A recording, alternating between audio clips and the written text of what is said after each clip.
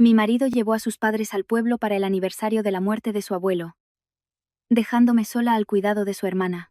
Esa noche, cuando la parálisis se cernía sobre ella, me apretó la mano con fuerza y susurró algo junto al pequeño altar de San Pancracio que teníamos en un rincón. Madrid entraba en el bochorno del verano, y las mañanas tempranas eran húmedas, como si alguien hubiera cubierto las calles con un paño mojado. El sol aún no picaba con fuerza, y una brisa que se colaba por el callejón traía consigo el olor a café tostado y el traqueteo de las primeras motos. Yo estaba en el balcón de nuestro pequeño piso, observando las diminutas gotas de rocío sobre la barandilla antes de volver a entrar, a un lugar donde desde hacía 3 años, la vida se medía por un pitido constante y monótono. Ese sonido provenía del monitor de ritmo cardíaco colocado en medio del salón. El salón de cualquier otra persona es para recibir visitas, con su sofá y sus cuadros para dar luz al hogar. El nuestro era, literalmente, una habitación de hospital. Allí había una cama articulada, junto a ella, una botella de oxígeno, una bomba de succión para flemas, vías intravenosas, una caja de guantes y paquetes de pañales para adultos apilados, con el orden de un almacén. La persona que yacía en esa cama era Clara, la hermana pequeña de mi marido, Javier.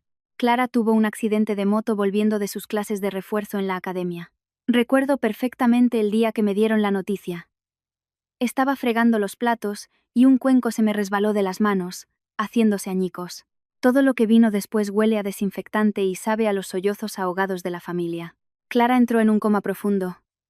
Tras varias intervenciones de urgencia, el médico nos dijo que las posibilidades de recuperación eran muy bajas.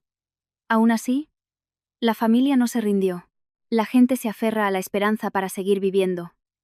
Nosotros nos aferrábamos a cada ceño fruncido, a cada leve contracción de sus dedos. Mis suegros, el señor Pascual y la señora Carmen, vivían en un pueblo de Toledo, demasiado lejos del hospital de rehabilitación. Los viajes de ida y vuelta eran insostenibles. Así que vendieron una parte de sus tierras y, con el dinero, alquilaron este piso en Madrid para poder cuidar de su hija. Yo me había casado con Javier poco antes, y de repente toda la familia se trasladó a la ciudad. Desde entonces, este piso se convirtió en la estación de una vida descarrilada. La señora Carmen tenía una salud frágil. A menudo tosía, y le temblaban las manos cuando cambiaba el tiempo. El señor Pascual era un hombre de pocas palabras y de principios, que amaba a sus hijos de una manera introvertida. Tenía la costumbre de sentarse en una silla de plástico junto a la ventana, mirar a la calle un largo rato, y luego volver la vista hacia la cama de Clara, como si su mera mirada pudiera despertarla. Y Javier, como hijo mayor, trabajaba para cubrir los gastos principales de la casa. Rara vez levantaba la voz. Siempre iba impecable, y hablaba con corrección. Todo el mundo que lo conocía lo elogiaba. Qué hijo tan responsable y bueno. Yo solía creer en ello con la misma certeza con la que creo que el sol sale cada día. Pero esa certeza no me libraba de las tareas, aparentemente pequeñas, que se alargaban día tras día. Durante 3 años, la mayor parte del cuidado de Clara había recaído sobre mí. Le cambiaba los pañales, la aseaba, le masajeaba las piernas para estimular la circulación, comprobaba que las vías no estuvieran obstruidas y vigilaba cada subida de fiebre repentina. Una noche, Clara empezó a toser violentamente. Salté de la cama como un resorte y corría por la máquina de succión, con las manos temblando, pero sabiendo lo que tenía que hacer. Un segundo de retraso podía ser fatal. Me acostumbré a hablarle como si estuviera despierta. A veces le contaba cosas del mercado, o que su madre había conseguido comerse unas cucharadas más de puré. Otras veces le hablaba del tráfico, de cómo la gente bromeaba diciendo que si un día no había atasco en la M30, seguro que te habías perdido y estabas en otra ciudad. Lo hacía para llenar el silencio. Porque el silencio prolongado te derrumba. Lo que más temía era ese silencio denso, algodonoso, que te hace oír hasta tus propios suspiros. Muchas noches me sentaba junto a su cama y contemplaba su rostro. Su piel seguía siendo blanca, sus largas pestañas caídas, como si durmiera un sueño muy profundo. Me preguntaba si la cuidaba por afecto o porque, si me detenía, tendría que aceptar que esta casa ya había perdido a alguien para siempre. Al pensar en eso, el corazón se me encogía. No me atrevía a soltarla. Cuídala como si fueras tú misma, me repetía para seguir adelante. Esa mañana fue igual. Calenté el puré, le tomé la temperatura a Clara, cambié las sábanas, y solo entonces tuve un momento para beber un sorbo de agua tibia. Fuera, La llovizna persistía. Dentro, el pitido del monitor de corazón seguía sonando, constante, como un reloj invisible. Yo, Sofía, solo deseaba que un día ese pitido no fuera la única prueba de que Clara seguía aquí. Que se le uniera una palabra, un suspiro, o, simplemente, un parpadeo. Cuando hay un enfermo crónico en casa, se establece una rutina extraña, sin que nadie lo ordene. Cada uno sabe qué tiene que hacer y hasta dónde puede permitirse ser débil. El señor Pascual se levantaba cada mañana antes que el despertador. No hablaba mucho. Simplemente, en silencio, calentaba agua, la echaba en un termo y la dejaba en la mesilla de Clara. Luego arrastraba su silla de plástico y se sentaba. Con la espalda recta pero los hombros siempre cargados. La mirada fija en su hija como si contemplara algo a la vez lejano y cercano. La señora Carmen era diferente. Era dulce, de voz suave, y suspiraba a menudo.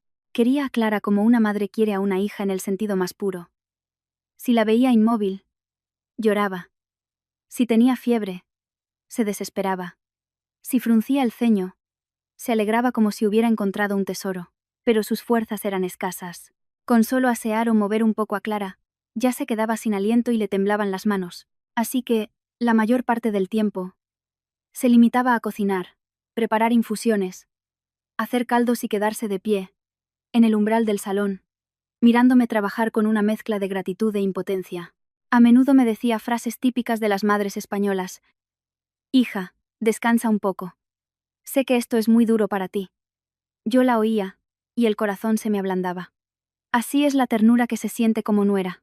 A veces, basta una palabra de reconocimiento para encontrar fuerzas para seguir. Y luego estaba Javier. Javier era la persona en la que todos se fijaban. Iba a trabajar cada día, con la camisa siempre planchada y el pelo arreglado. En cuanto llegaba a casa, lo primero que preguntaba era, ¿qué tal Clara hoy, cariño? Luego se lavaba las manos, se cambiaba de ropa y ayudaba a llevar y traer cosas. Él se encargaba de la mayor parte del dinero. El alquiler, las medicinas, la rehabilitación, las visitas médicas.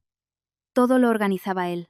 Una vez, para aligerar el ambiente, le dije en broma, en esta casa compramos más medicamentos que pan. Él solo sonrió y dijo, mientras haya vida, hay esperanza. Cariño. En ese momento, sus palabras me reconfortaron de verdad. Recuerdo como si fuera ayer una imagen de aquel año en el hospital. Cuando Clara acababa de ingresar, el médico fue directo. Coma profundo. Pocas posibilidades de recuperación. La señora Carmen lloró hasta desmayarse. El señor Pascual se quedó petrificado como una estatua. Y Javier corrió detrás del médico por el pasillo. Yo me senté en el suelo de baldosas, con las manos heladas. Al levantar la vista, vi a mi marido arrodillado justo delante de la puerta del despacho del médico. Con la voz rota. Doctor, sálvela. Por favor. Es muy joven. Es todo lo que le pedimos. Dicen que un hombre se arrodilla por sus padres. Por su fe. Pero rara vez por puro dolor. Y él se arrodilló. Esa imagen me ha acompañado durante 3 años. Creí que él era quien más quería a Clara. Quien más sufría. El más íntegro. Por eso, acepté todo en casa como algo natural. Acepté tener que acostarme tarde y levantarme temprano. Acepté tener las manos ásperas de tanto limpiar y frotar cada día. Acepté incluso que, a veces, al mirarme en el espejo, me veía envejecer más rápido de lo que me correspondía. Me decía a mí misma que la vida es así. Suena a resignación, pero en realidad era una forma de no volverme loca.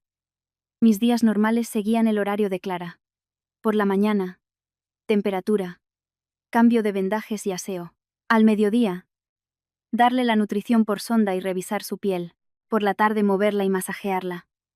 Por la noche vigilar las vías. Mi sueño era ligero, mis oídos siempre alerta. Al menor cambio en el ritmo del monitor, me despertaba de un salto. Había días en que estaba tan cansada que, al sentarme, me entraban ganas de llorar. Pero entonces veía al señor Pascual mirando en silencio, o a la señora Carmen acurrucada en un rincón de la cocina, y me tragaba las lágrimas. Porque en esta casa todos sufrían. Solo que cada uno a su manera. A veces, Javier me abrazaba. No era un abrazo melodramático, sino un abrazo suave, como si temiera romperme. Solía decir, aguanta un poco más, todo irá bien. Oí esa frase tantas veces que me la aprendí de memoria.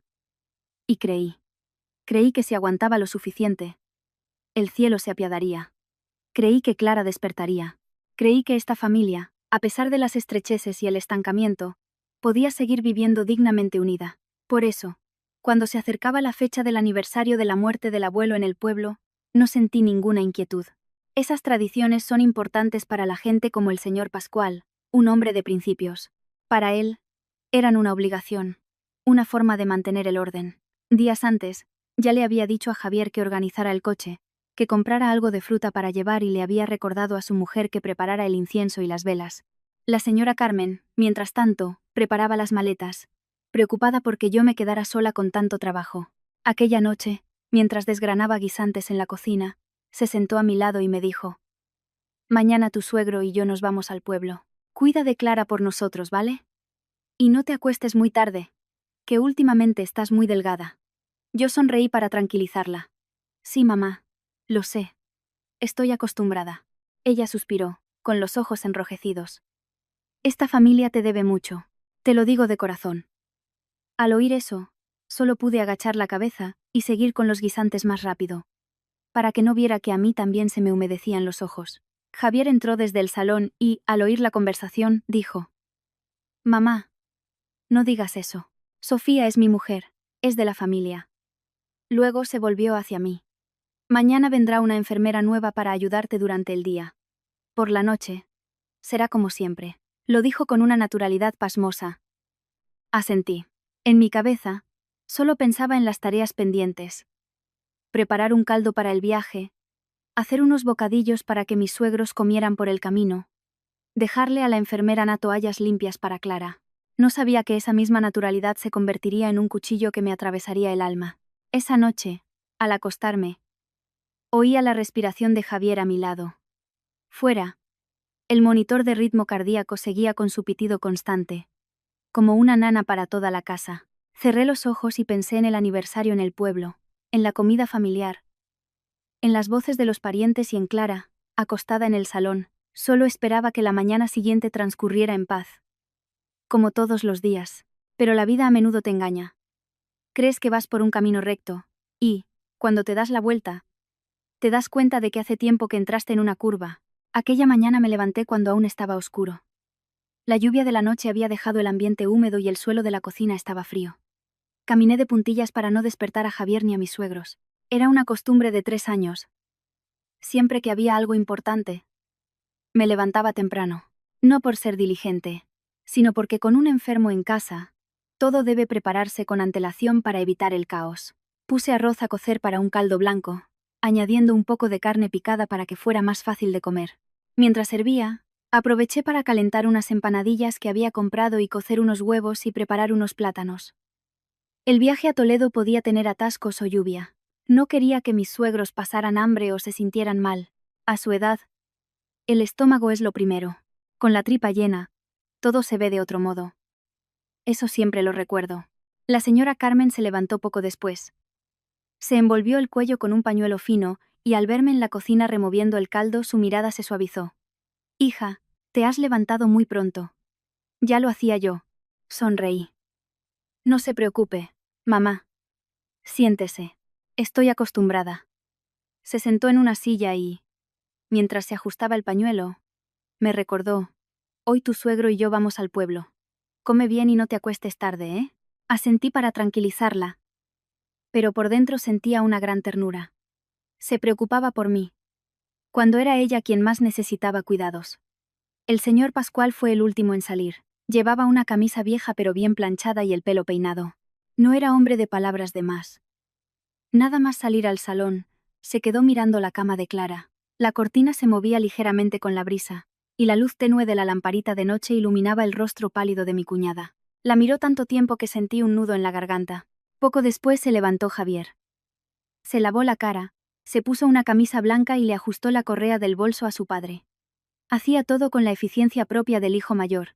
En ese momento, al mirarlo, todavía sentía confianza, porque la confianza era un hábito que me había autoimpuesto durante 3 años, una forma de que la preocupación no me asfixiara.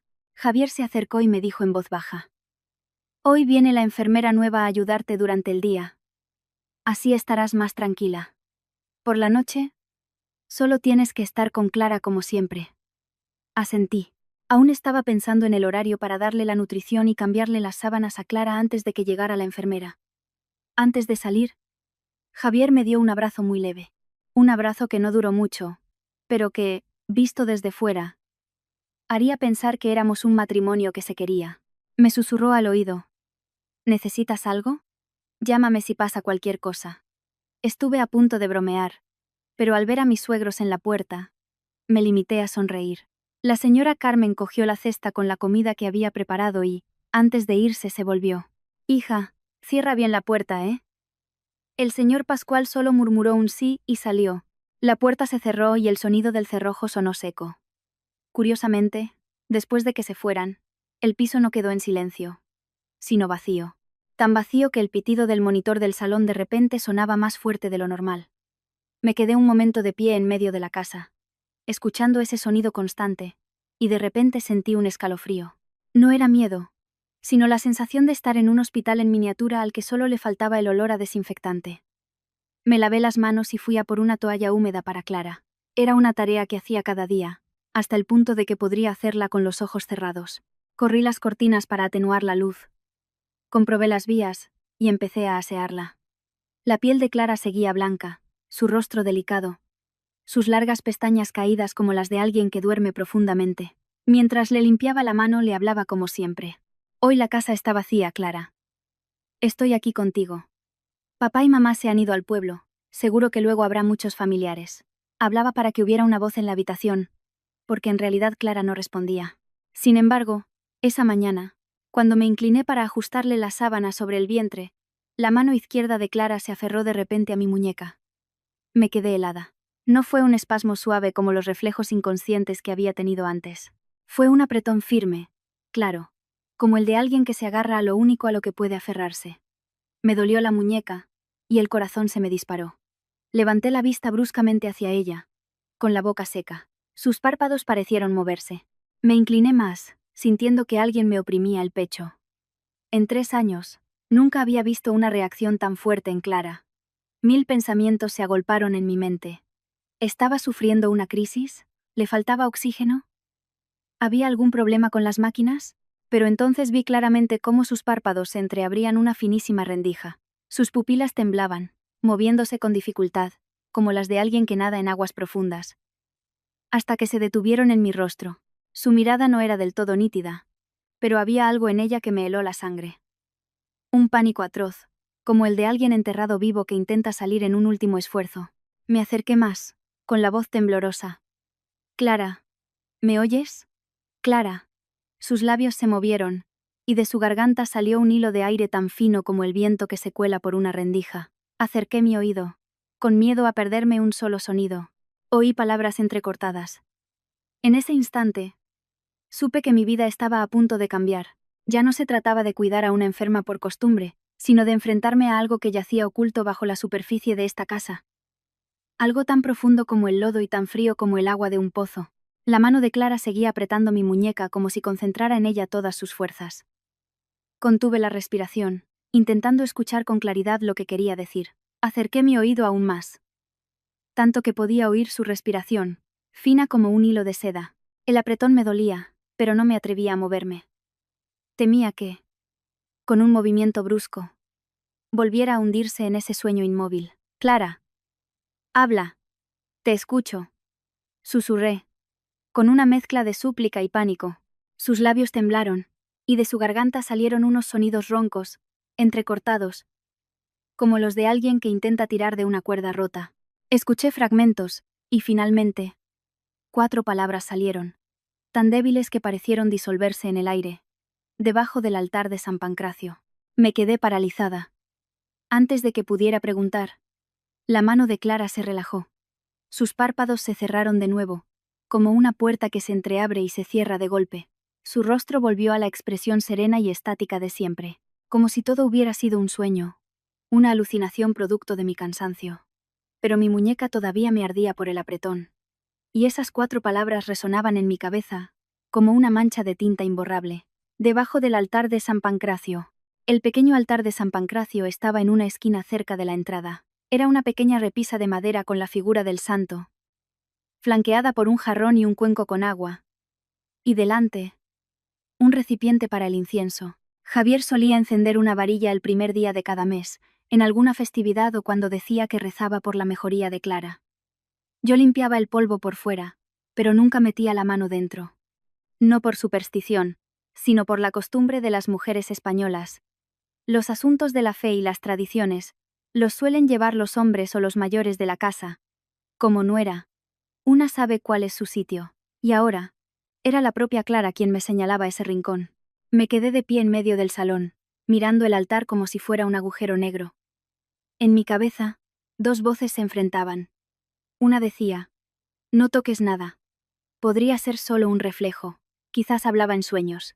La otra insistía: ¿y si es verdad? ¿Y si Clara ha reunido sus últimas fuerzas para avisarte? Si dejas pasar esta oportunidad, ¿habrá otra? Tragué saliva. Decidí arrodillarme. El frío del suelo de baldosas se filtró a través de mis rodillas. Levanté con cuidado el borde del paño que cubría la base del altar. Dentro había unos papeles viejos, la base de madera de una vela y algo de polvo en las esquinas. Metí la mano por detrás, lentamente, como si estuviera desactivando una bomba. Al principio, solo sentí el vacío frío. Luego, la punta de mis dedos tocó un objeto blando, envuelto con mucho cuidado. El corazón me dio un vuelco. Saqué una bolsa de plástico gruesa, envuelta en varias capas de cinta aislante. No estaba envuelto así para protegerlo del polvo, sino de la humedad, y para que nadie lo abriera por accidente. Para ocultarlo. Me temblaban tanto las manos que tuve que respirar hondo antes de atreverme a quitar la cinta. Dentro de la bolsa había una carpeta de color marrón y una pequeña memoria USB negra, tan diminuta que si se caía por una rendija del sofá, se perdería para siempre. Abrí primero la carpeta. En la primera página, las palabras póliza de seguro de vida me golpearon en la cara. Sentí el corazón latir con tanta fuerza que casi podía oírlo en mis oídos. Pasé las páginas rápidamente, mis ojos recorriendo las líneas importantes como si estuviera leyendo una sentencia dictada contra mí. Tomador del seguro: Javier García. Asegurada: Clara García. Beneficiario: Javier García. Me quedé helada de nuevo. La fecha de la firma del contrato era exactamente 3 meses antes del accidente. Seguí pasando páginas. Dentro había recibos de pago de las primas, una fotocopia del DNI de Clara y un documento de asesoramiento con anotaciones hechas con una caligrafía que reconocí al instante. La letra de Javier, recta, ligeramente inclinada, la letra de alguien meticuloso y controlador. Me dejé caer al suelo, con un escalofrío recorriéndome la espalda. Contratar un seguro de vida para un familiar no es un delito. Muchas familias lo hacen para prevenir riesgos, pero esconderlo debajo de un altar, envuelto como si fuera oro, era otra historia. Alguien inocente no necesita esconder las cosas así. Lo que se oculta con tanto esmero suele oler mal. Miré a Clara, que seguía acostada, su rostro tan sereno como el de alguien que duerme. Me pregunté: 3 meses antes del accidente, ¿sabías que te habían hecho un seguro de vida? ¿O seguías yendo a tus clases, confiando en que tu hermano mayor era el cielo que te protegía, hasta que un día ese cielo se derrumbó? No me atreví a pensar más. Pensar más me haría llorar. Y llorar ahora solo me debilitaría. Cogí la memoria USB. Pesaba menos que una moneda, pero en mi mano se sentía como una roca. Dudé unos segundos. Si la abría, podría encontrar algo que me quitara el sueño para siempre. Si no la abría, viviría con la duda. Y la duda, a la larga, también mata. Llevé el USB a la mesa del comedor y abrí mi viejo portátil. Me temblaban tanto los dedos que tuve que intentarlo varias veces hasta que encajó en el puerto. En la pantalla apareció una carpeta con algunos archivos escaneados, fotos de documentos y una breve grabación de audio. Le di al play. La voz de Javier sonó, clara y tranquila, como la voz con la que me hablaba cada noche. Pero el contenido me dejó helada. Deja los papeles donde estaban. Que ni mamá ni papá se enteren. La grabación estaba cortada. No había ninguna referencia directa al accidente ni a nada criminal. Pero esas palabras eran suficientes para convertir un presentimiento en una sospecha fundada. Me quedé inmóvil, con las manos heladas, mirando la pantalla como si fuera un espejo que reflejaba el rostro del marido que creía conocer. Apagué el ordenador de inmediato. Sabía que no podía arriesgarme a que alguien entrara y me viera con eso. Rápidamente, volví a meter la carpeta en la bolsa de plástico. La envolví como estaba. Me arrodillé y la coloqué de nuevo bajo el altar de San Pancracio, alisando el paño como si nada hubiera pasado. Pero no fui tan ingenua como para dejarlo todo como estaba. Cogí mi móvil y fotografié las páginas más importantes del contrato. El nombre del tomador, del beneficiario y la fecha de la firma. También fotografié el USB y la pantalla con el archivo de audio. Cuando terminé, solté el aire, como si acabara de ocultar un secreto a la persona que me los ocultaba a mí. Guardé las fotos y mis pensamientos en un cajón de mi armario, bajo un vestido que apenas usaba, y lo cerré con llave. Fui tan cuidadosa que me sentí como una ladrona en mi propia casa. Luego volví a sentarme junto a Clara. Le cogí la mano, suave y fría. Le hablé en voz muy baja, sin saber si me dirigía a ella o a mí misma. Clara, si has podido decirme esas 4 palabras, significa que todavía oyes, que sabes. Te prometo que no dejaré que esto se olvide. En el pasillo sonó el timbre del ascensor. Me sobresalté y miré el reloj. Acababa de recordar que hoy venía la nueva enfermera. Me sequé rápidamente las lágrimas. En esta casa, a partir de ahora, yo no era solo una cuidadora. Era alguien que debía mantener la calma por fuera mientras por dentro todo se resquebrajaba. Me levanté, me arreglé el pelo y la ropa. Sonó el timbre. Caminé hacia la puerta, intentando mantener la voz serena de siempre, pero el corazón me latía con la fuerza de un tambor en fiestas. Solo que esta fiesta no tenía nada de alegre. El timbre sonó de nuevo, más insistente, como si me recordara que, aunque por dentro tuviera una tormenta, por fuera debía aparentar calma. Respiré hondo y abrí la puerta. Ante mí había una chica joven, de aspecto pulcro, con el pelo recogido en un moño bajo y un uniforme de enfermera impecable. Me saludó con educación. Hola, buenos días. Soy Laura, la nueva enfermera. Vengo a ayudarla con Clara, según lo acordado. Asentí forzando una sonrisa. Claro, pasa. Mi voz sonaba normal, pero las palmas de mis manos estaban sudorosas. Laura se cambió los zapatos, se lavó las manos y se dirigió a la cama de Clara con la naturalidad de quien conoce su oficio. Abrió su maletín y dispuso los guantes, las toallas y los utensilios en una esquina, todo con mucho orden. Yo la observaba, de pie a su lado, mientras en mi cabeza seguían dando vueltas la imagen del pequeño USB y la frase que ni mamá ni papá se enteren. La vida es un río profundo que algunos intentan sondear. Pero, ¿quién puede medir la malicia del corazón humano? Laura trabajaba con delicadeza, sin prisas. Comprobó los indicadores del monitor. Revisó las vías y me preguntó por el horario de comidas y los últimos reflejos de Clara. Respondí lo justo, evitando hablar de más. Lo difícil era actuar como si fuera un día normal. Tenía miedo de que, si me miraba a los ojos un segundo más de la cuenta, me delatara. Cuando Laura me preguntó, por favor, ¿me dejas ver el historial de medicación más reciente para comprobarlo? El corazón me dio un vuelco. Le entregué la carpeta que guardaba en el cajón de la mesilla. Pasó las páginas, leyendo con atención y tomando notas en su cuaderno. Intenté leer su expresión para ver si había algo inusual. Pero Laura permanecía tranquila, con la concentración propia de una profesional. Terminada la revisión inicial, comenzó a asear a Clara y a cambiar las sábanas, siguiendo el protocolo. Yo la ayudaba, pasándole las toallas y ajustando la almohada. En ese momento, sentí una profunda tristeza. Llevaba 3 años haciendo lo mismo, me lo sabía de memoria.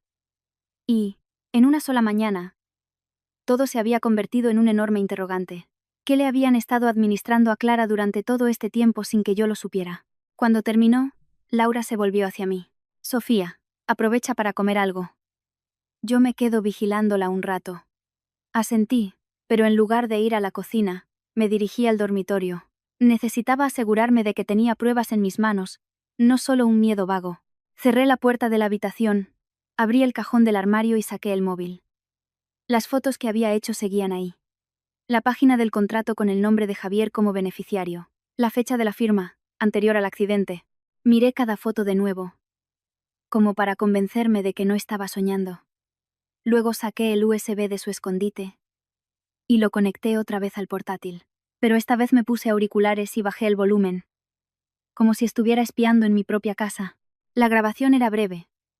La voz de Javier era clara, escalofriante. Deja los papeles donde estaban. Que ni mamá ni papá se enteren. La rebobiné varias veces, intentando distinguir algún sonido de fondo. Se oía un ventilador, el ruido de los coches en la calle y una pausa, como si la otra persona hubiera respondido, pero el archivo estuviera cortado. Miré el nombre del archivo, la fecha de creación. Esos pequeños detalles eran ahora oro para mí, porque demostraban que lo que había oído no era una invención mía. No me atrevía a explorar más. No quería pasar demasiado tiempo en ello. Saqué el USB, lo envolví en un pañuelo y lo guardé en un viejo joyero, que coloqué en el fondo de una maleta, en la parte de atrás del armario, un lugar que Javier nunca tocaba. Las fotos las moví a una carpeta con un nombre común, facturas, para que, si alguien echaba un vistazo, no le llamara la atención. Cuando terminé, sentí la garganta seca. Fui a la cocina, bebí un vaso de agua e intenté tragar el sabor amargo que tenía en la boca. Laura estaba preparando la nutrición para Clara, con la misma precisión de antes. Levantó la vista y preguntó: ¿Quieres que anote las horas para llevar un seguimiento exacto? Respondí: sí, por favor. Intenté mantener un tono neutro, pero en mi cabeza se formó otra idea. Cuanto más profesional y rigurosa fuera una persona externa, más fácil sería que saliera a la luz lo que estaba mal dentro de esta casa, siempre y cuando yo estuviera lo suficientemente alerta para verlo. Al mediodía, Laura se fue después de darme algunas indicaciones. En cuanto se cerró la puerta, el apartamento volvió a su silencio habitual. Fui directamente al salón y me senté junto a Clara. Le tomé la mano, suave y fría como una hoja de papel.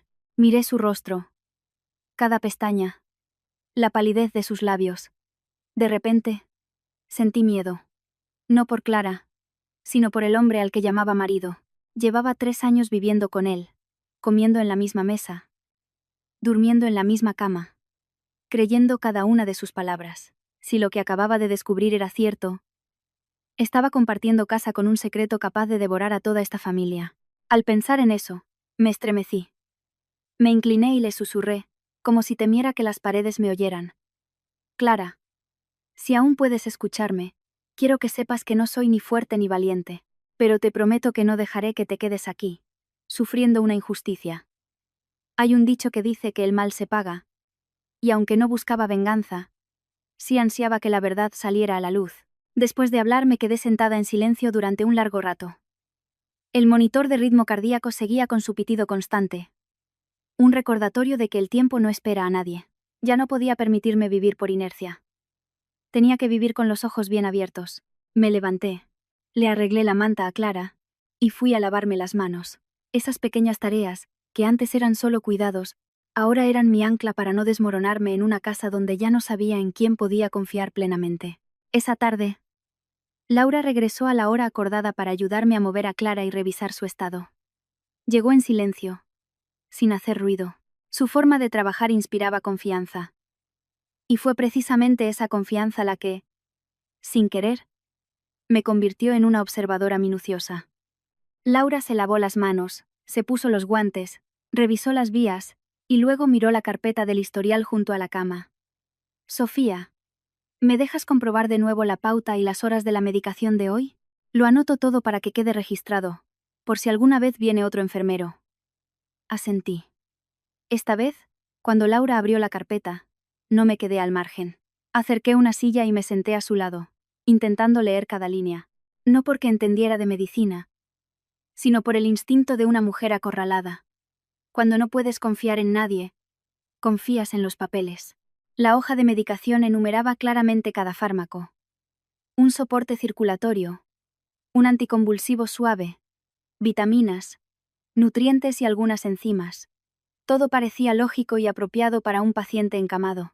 Lo leí una y otra vez, hasta que el corazón se me encogió al darme cuenta de algo evidente. No había ningún sedante fuerte en la lista, y yo recordaba haber visto un frasco extraño.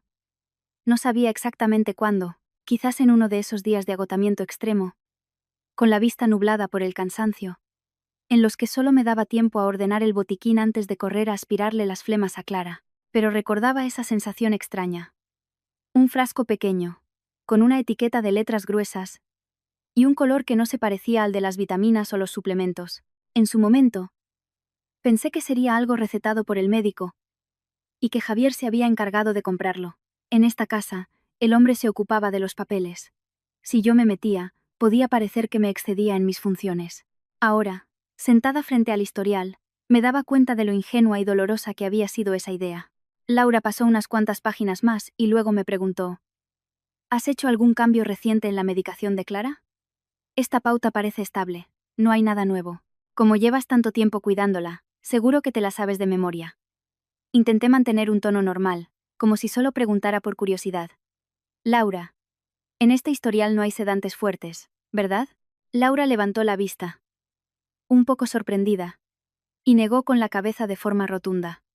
No, en absoluto. En casos de recuperación de la conciencia, se limitan al máximo. Solo se usan bajo indicación médica específica en el hospital, y con un seguimiento muy estricto. Al oír eso, sentí un escalofrío. Fue como si alguien encendiera una linterna en el rincón más oscuro de mi mente. Tragué saliva. Y hasta ahora, ¿quién preparaba la medicación de Clara? Me refiero a quien separaba las dosis y las dejaba listas. Laura respondió con total naturalidad, sin la menor sospecha. Normalmente, Javier lo deja todo preparado. Es muy meticuloso. Anota las horas con mucha claridad. Antes, creo que también lo hacía su antigua cuñada. Se detuvo de repente, sonrojándose, y agitó la mano. Ay, no, perdona. Me he confundido. Sé que Clara solo te tiene a ti como cuñada. Como soy nueva, seguro que he oído algún cotilleo, y lo he mezclado todo. Forcé una sonrisa para quitarle importancia, pero por dentro sentía como si alguien tensara una cuerda en mi interior. ¿Antigua cuñada? En esta familia no había ninguna antigua cuñada. Javier se había casado conmigo por primera vez. ¿De dónde había sacado eso Laura? ¿O es que antes había habido otras enfermeras, otras personas entrando y saliendo, otras historias de las que yo no sabía nada? No insistí. Preguntar demasiado me delataría. Me limité a asentir, fingiendo que estaba ocupada ajustándole la almohada a Clara. Pero mi mente iba a toda velocidad. Si en el historial no había sedantes fuertes, pero yo recordaba haber visto un frasco extraño, significaba que ese medicamento no formaba parte del tratamiento. Y si no formaba parte del tratamiento, alguien lo estaba administrando por su cuenta. Y la persona meticulosa que anotaba las horas con claridad, según Laura, era Javier. Miré el botiquín, ese pequeño armario junto a la cama. En el estante de arriba, gasas y algodón. En el de abajo, los medicamentos. Javier siempre me decía: de las medicinas de Clara me encargo yo. No cambies nada por tu cuenta. En su momento me pareció un gesto de prudencia. Ahora, esa advertencia sonaba como una barrera levantada desde el principio para que yo no metiera las manos donde no debía. Laura continuó con su trabajo, anotando horarios y recordándome cómo mover a Clara y revisar los puntos de presión. Hablaba con un tono profesional y tranquilo. Yo asentía, respondía, y actuaba como una nuera que solo quería aprender a cuidar mejor a su cuñada. Pero por dentro, mi estado de ánimo había pasado de la confusión a la alerta. Poco después, Laura guardó el historial y preguntó: ¿quieres que haga un inventario de los medicamentos que hay? Así vemos si falta algo para comprarlo con tiempo. Respondí de inmediato, manteniendo mi apariencia de despreocupación. Sí. Claro. Mira a ver. Y así se lo recuerdo a Javier mañana. Laura abrió el botiquín. Yo me quedé a su lado, con el corazón desbocado pero el rostro sereno. Dentro había vitaminas, enzimas y varias cajas de medicamentos conocidos. Laura fue sacando cada caja, leyendo la etiqueta y anotando en su cuaderno. Mientras, yo intentaba recordar dónde había visto aquel frasco extraño. ¿En qué estante? ¿O acaso Javier lo guardaba en otro sitio? Laura terminó el inventario y cerró el armario. No encontré nada sospechoso en ese momento, pero no me sentí aliviada. Solo tuve más claro que lo más peligroso no suele estar a la vista. Cuando Laura se fue, me senté de nuevo sola junto a Clara. Ya no le cogía la mano como una cuñada compasiva, sino como alguien que debía protegerla de su propia familia. Me incliné y le susurré, como una mezcla de consuelo y autoadvertencia. Clara. El roce hace el cariño. Pero me temo que en esta casa, el roce puede acabar costándote la viña. Me levanté y fui a lavarme las manos durante un largo rato, como si quisiera quitarme el frío que se me había pegado a la piel. Luego abrí un cajón y busqué la foto que le había hecho al frasco extraño hacía unos días. La había tomado por un presentimiento, pero no me había atrevido a preguntar. Ahora sabía que no podía seguir adivinando. Necesitaba ponerle un nombre a mi sospecha. para que dejara de ser un miedo vago y se convirtiera en algo que pudiera poner sobre la mesa, contrastar y sacar a la luz. Me senté en el borde de la cama, apoyada en la pared del dormitorio, mirando fijamente la foto en el móvil. La etiqueta del medicamento se veía con total claridad. Cada letra, cada número. Pero tuve que parpadear varias veces porque me temblaban las manos. A veces, lo que más miedo da no es lo desconocido, sino el momento justo antes de conocer la verdad. Isabel era una amiga del instituto. En clase, era lista y directa, siempre iba al grano. Ahora trabajaba en una clínica privada y conocía a muchos médicos, medicamentos y tratamientos. No nos veíamos a menudo, pero manteníamos el contacto típico de los viejos amigos. Un mensaje de vez en cuando era suficiente. Nunca pensé que tendría que llamarla en una situación como esta. Marqué su número. Me llevé el teléfono a la oreja e intenté que mi voz sonara normal, como si preguntara cualquier tontería. ¿Isabel? Soy Sofía. ¿Estás ocupada? Te voy a mandar una foto de un medicamento para que me digas qué es. Isabel no hizo preguntas, solo dijo que sí. Mándamela. Su respuesta seguía siendo tan concisa como en el instituto. Le envié la foto y me quedé quieta, mirando hacia el salón. Clara seguía acostada. El pitido del monitor seguía sonando, pero en mi cabeza todo parecía amplificado. El ruido del ventilador, los coches en la calle, incluso los latidos de mi propio corazón. Menos de 10 minutos después, Isabel me devolvió la llamada. Su voz ya no era tranquila. Era baja, tensa y urgente. Sofía, ¿de dónde has sacado esto? Apreté el teléfono. ¿Qué podía decir para darle la información justa sin ponerme en peligro? Pensé rápido y respondí vagamente. En casa tengo un familiar enfermo. Y me pareció raro. Por eso pregunto. Isabel guardó silencio un instante, y luego dijo cada palabra como si la clavara. Es un sedante muy potente. No es algo que se pueda usar a la ligera. Si se administra de forma prolongada a alguien que necesita recuperar la conciencia o a un paciente neurológico sin una indicación clara, es muy peligroso. Se me secó la garganta. ¿Peligroso cómo? Pregunté, intentando que no se me quebrara la voz. Isabel habló rápido, pero con mucha claridad.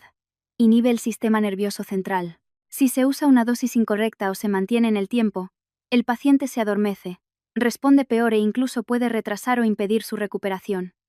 En resumen, si quisiera despertar, le costaría mucho. Al oír eso, se me helaron las manos. El teléfono parecía pesar el doble. Tragué saliva y le hice una pregunta que me aterrorizaba. ¿Y sí? ¿Si alguien se lo estuviera dando a propósito? Isabel suspiró. No se anduvo con rodeos. Entonces sería como mantener al paciente en un estado de coma inducido. Y sinceramente, si tienes esas sospechas, tienes que tener mucho cuidado. No actúes por impulso. Si crees que está pasando algo, necesitas pruebas. Me quedé en silencio. Isabel me conocía mejor de lo que pensaba. No necesitaba que le contara toda la historia. Pero había intuido lo peor. Miré hacia el salón. Clara yacía inmóvil, con el rostro sereno de alguien que duerme. Llevaba 3 años conviviendo con esa imagen, pensando que luchaba junto a mi familia por agotar hasta la última posibilidad. Y ahora, una simple llamada telefónica había convertido esa lucha en la sospecha de que alguien estaba bloqueando deliberadamente esas posibilidades. Intenté mantener la voz normal y le pregunté en voz baja. Si quisiera consultar esto con un especialista, ¿a quién podría acudir? ¿Algún médico de confianza? Isabel respondió al instante, de forma tajante. Conozco a un neurólogo. Trabajó en cuidados intensivos neurológicos. Es muy meticuloso, prudente y no hace juicios a la ligera. Pero tienes que preparar el historial, las fotos y cualquier prueba que tengas. Y, sobre todo, que nadie sepa lo que estás haciendo. Asentí, aunque tenía un nudo en la garganta. Le di las gracias a Isabel y colgué. Me quedé sentada un rato más. En la casa todo seguía igual, pero yo ya no era la misma. Veía claramente una línea divisoria. Antes de esa llamada, todavía podía decirme a mí misma que quizás estaba exagerando. Después de esa llamada, ya no podía engañarme. Fui al salón. Me senté junto a Clara y le tomé la mano. Le hablé en voz muy baja, como si temiera que alguien me oyera. Clara, no sé cuánto puedes escuchar, pero ya lo entiendo. Quizás no es que no despiertes, es que no te dejan despertar. Al decirlo, me estremecí. En mi mente apareció el rostro de Javier, su sonrisa serena, el abrazo leve de esa mañana, sus palabras. De las medicinas me encargo yo. Cada detalle que antes consideraba una muestra de amabilidad, ahora tenía un matiz distinto, frío e incómodo, como una fina capa de escarcha sobre un espejo. Me levanté, me acerqué al botiquín y lo miré durante un buen rato. No lo abrí. Sabía que, aunque lo hiciera, probablemente no encontraría nada. Porque si Javier estaba realmente detrás de esto, no dejaría las pruebas a mi alcance. Alguien calculador nunca deja el cuchillo a la vista. Volví a mirar a Clara y me hice una promesa en silencio. No te asustes. El pánico te destruirá. Tienes que mantener la calma, para salvar a Clara. Para protegerte a ti misma. Y para ver la verdadera cara del hombre al que llamas marido. Fuera. La lluvia había cesado. La luz del atardecer se colaba por la ventana e iluminaba la figura de San Pancracio en la esquina. De repente, recordé un viejo dicho. El cielo todo lo ve. Pero entendí que, viera o no el cielo, era yo quien tenía que empezar a abrir los ojos. Javier me hizo una videollamada por la noche, a la hora que, desde hacía 3 años, se había convertido casi en una costumbre. En la pantalla apareció su rostro. Detrás, la casa del pueblo con las luces encendidas y el murmullo de las conversaciones, salpicado por el tintineo de los cubiertos. El olor del pueblo no podía cruzar la pantalla. Pero con solo ver esa luz amarilla y oír ese bullicio familiar, me imaginé la escena. Los hombres en un rincón, hablando de tierras y cosechas. Las mujeres en la cocina, con las ollas al fuego. Los niños corriendo. Una estampa que antes me parecía cálida. Ahora ya no. Javier sonrió y me preguntó, como siempre. ¿Has cenado, Sofía? ¿Qué tal Clara hoy? ¿Estás muy cansada? Miré ese rostro familiar y sentí un escalofrío. Su voz seguía siendo cálida. Su mirada, tierna. Esa apariencia serena era como un traje que le sentaba a la perfección. Me dije a mí misma. Tranquila. Sofía. Si quieres saber qué esconde, primero tienes que esconder tu propio miedo. Respondí. Sí. Ya he cenado. Clara está como siempre. Hablé poco, intentando mantener un tono neutro. Por dentro, una extraña sensación me recorría. Antes, cuando me preguntaba por Clara, lo veía como un gesto de responsabilidad. Ahora, sonaba como una comprobación. Javier giró la cámara para enseñarme la mesa. Estofado de ternera, sopa de ajo, una ensalada de pimientos. Incluso bromeó. Aquí en el pueblo, cuando hay celebración, se come sin parar. Mi madre insiste en que coma más, pero tengo miedo de no caber en los pantalones cuando vuelva a Madrid. Antes me habría reído. Pero hoy, me limité a forzar una sonrisa. Tenía miedo de que, si me reía, mis ojos no lo hicieran, y él se diera cuenta. Javier volvió a enfocar su rostro. No te acuestes muy tarde. Llámame si pasa cualquier cosa y cierra bien la puerta. Sonaba como la recomendación de un buen marido. Pero en mi cabeza surgió una pregunta. ¿Lo decía porque se preocupaba por mí? ¿O para asegurarse de que no hiciera nada fuera de su control? La llamada terminó. Me quedé sentada un rato, en silencio. En casa, Clara seguía inmóvil, y yo sentía como si tuviera piedras en el pecho. Me levanté, comprobé las cerraduras, el botiquín, y luego me reí de mí misma. ¿Qué estaba haciendo? Estaba en mi casa como si fuera una extraña. A la mañana siguiente, Javier y mis suegros regresaron. Abrí la puerta, secándome disimuladamente el sudor de las manos en la ropa. El señor Pascual entró primero, con el rostro cansado pero manteniendo su aire serio. Miró la cama de Clara, y su expresión se ensombreció. La señora Carmen entró detrás, con una cesta de fruta.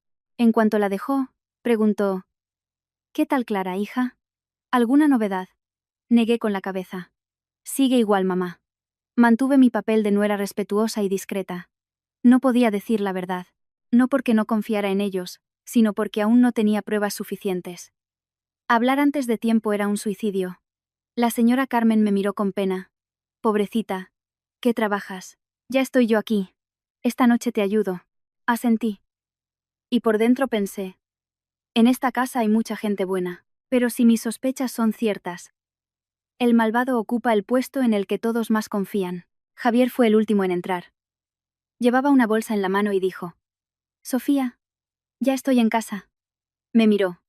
Sonrió y me dio un beso en la frente. Como de costumbre. Me quedé quieta, sin apartarme ni corresponder.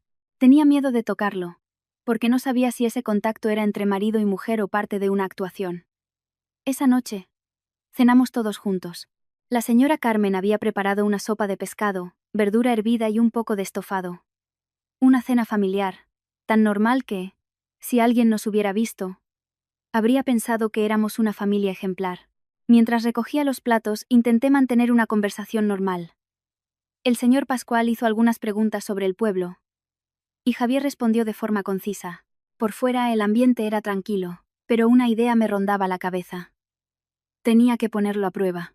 No con una discusión, sino con una simple frase para ver su reacción. La gente inocente reacciona con normalidad. La gente con algo que ocultar se delata.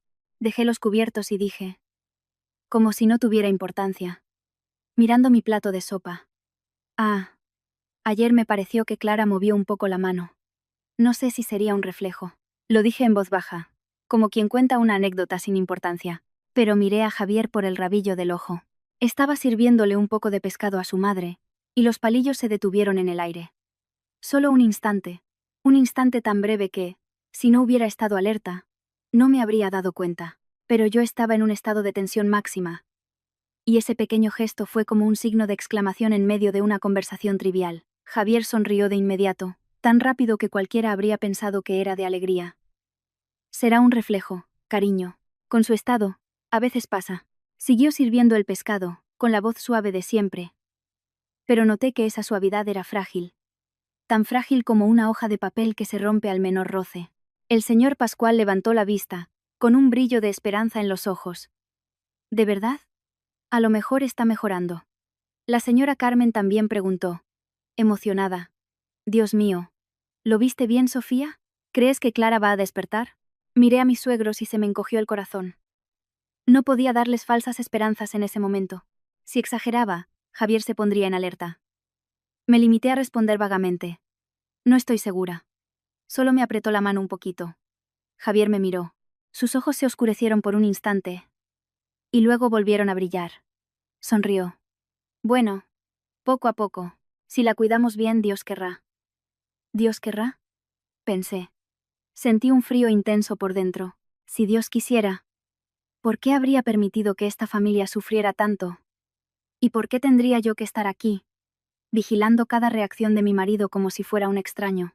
Esa noche, después de recoger, fui al salón y me senté junto a Clara. Le tomé la mano y miré su rostro inmóvil. No me atrevía a hablar mucho. Solo pensé en silencio. Clara, acabo de poner a prueba a Javier. Y lo he visto. Dicen que no se puede tapar el fuego con un dedo. El fuego en esta casa aún no ha prendido. Pero ya huelo a quemado. Y lo más aterrador es que el olor viene de la persona en la que toda la familia confía. Esa noche me acosté antes de lo habitual. No porque tuviera sueño, sino porque necesitaba que Javier pensara que estaba agotada, profundamente dormida. Me giré hacia la pared. Me tapé hasta los hombros y traté de mantener una respiración regular, como la de alguien que duerme. Después de tantos años cuidando a Clara, estaba acostumbrada a escuchar el ritmo del monitor. Así que ahora me concentré en escuchar mi propia respiración. Si se aceleraba, me delataría. Javier se quedó un rato a mi lado, mirando el móvil. La luz de la pantalla parpadeaba en el techo y luego se apagó. Se movió, se tapó y suspiró. No me atreví a abrir los ojos, solo sentí cómo el colchón se hundía ligeramente con cada uno de sus movimientos. En mi cabeza ya no había espacio para el miedo vago. Era un miedo con forma, con cuerpo. Y estaba acostado justo a mi lado. Hacia medianoche, la casa quedó en completo silencio. El ruido de la calle disminuyó, y solo se oía el murmullo del ventilador y el pitido constante del monitor del salón, como un metrónomo marcando el ritmo de una triste melodía. Mantuve la misma postura, con la mano debajo de la almohada para que no me temblara. Entonces oí cómo Javier se destapaba con mucho cuidado, como alguien que teme despertar a su mujer. Contuve la respiración. Se sentó y sus pies descalzos tocaron el suelo con un sonido sordo y leve. Salió de la habitación y entornó la puerta, sin cerrarla del todo, lo justo para poder verme dormir, pero sin que se oyera nada desde dentro.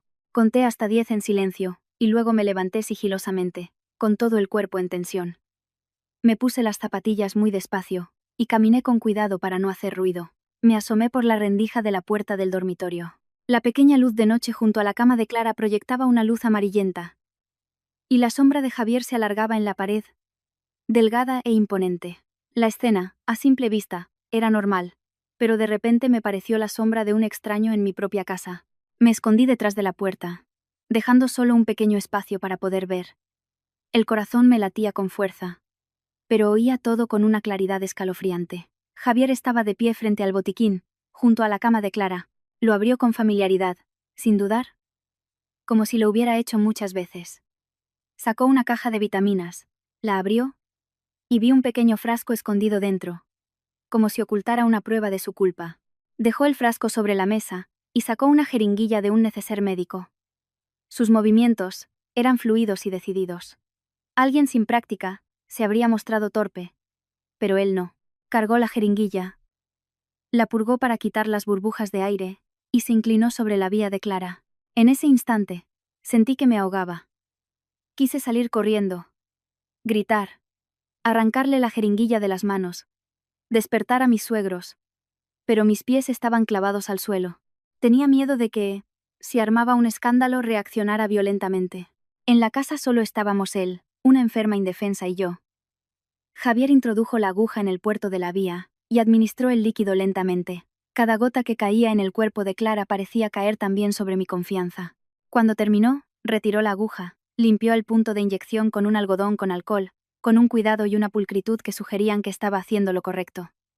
Luego se enderezó y miró a Clara. Su mirada no era la misma que le dedicaba a su hermana delante de sus padres. No había compasión ni ternura. Era una mirada fría, distante, como la de alguien que comprueba si una máquina funciona correctamente. Se me erizó la piel. Javier se inclinó. Le arregló la manta, la estiró y le pasó la mano suavemente, como si la estuviera cuidando. Pero esa caricia no me reconfortó. Me dio náuseas, porque entendí que a veces la ternura es solo una capa de pintura que oculta la madera podrida. Cerró el botiquín y guardó la caja de vitaminas en su sitio.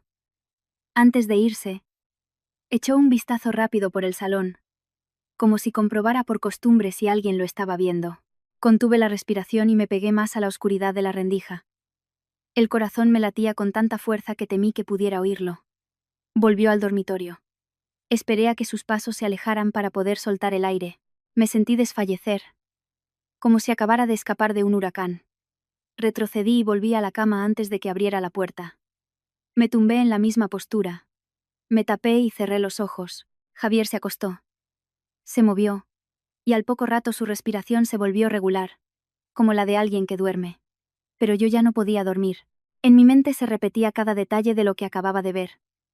El frasco escondido en la caja de vitaminas, la jeringuilla, sus movimientos expertos, su mirada fría.